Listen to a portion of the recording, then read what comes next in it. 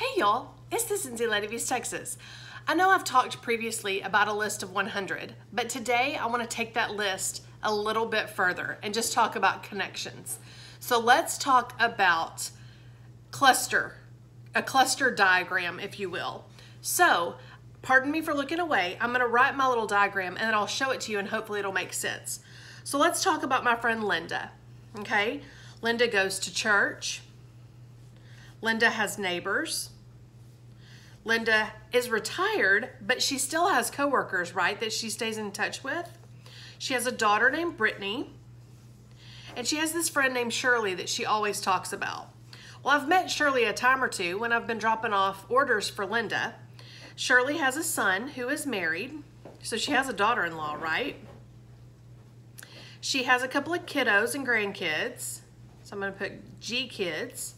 She has a job, so she has coworkers. And then let's talk about Brittany, Linda's daughter. She just had a baby, so she's a part of mom groups. She has neighbors. And she's young, so I'm assuming she's pretty active on social media. So I'll just say social media friends. All right, so I know we've talked about your list of 100, but this is a cluster diagram. So I started with Linda, but look at how big the potential network got just by thinking about who Linda knows. So Linda knows Shirley. Well, Shirley has contacts. Linda is Brittany's mom. Brittany has contacts. Linda retired. Linda goes to church. Linda has neighbors. That is how you grow your network. So it's super important to think about your list of 100, but take it a step further and think about who on that list knows people. Because that is how, if you can get Linda on board to host a party, then you're gonna have access to all of Linda's contacts. If Linda joins your team, those are her potential customers. So you're growing either way you go, right? So a cluster diagram is a great way for you to look at a bigger picture of your potential network.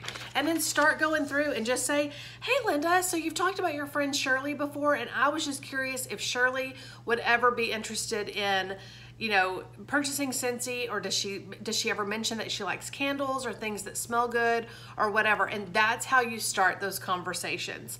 Or, hey Linda, I know that you retired from X company. Do you ever stay in touch with those coworkers? Do y'all get together for lunch or anything?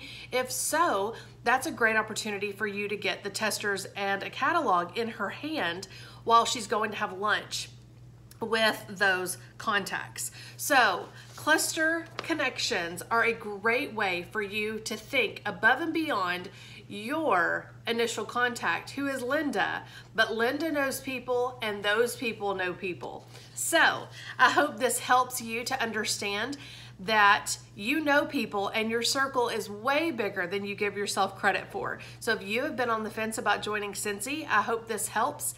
And if you have any questions, head over to my website at autumnh.scentsy.us and learn all about our starter kit and the program, and my contact information is there if you have any questions and want to chat. Y'all have a good one.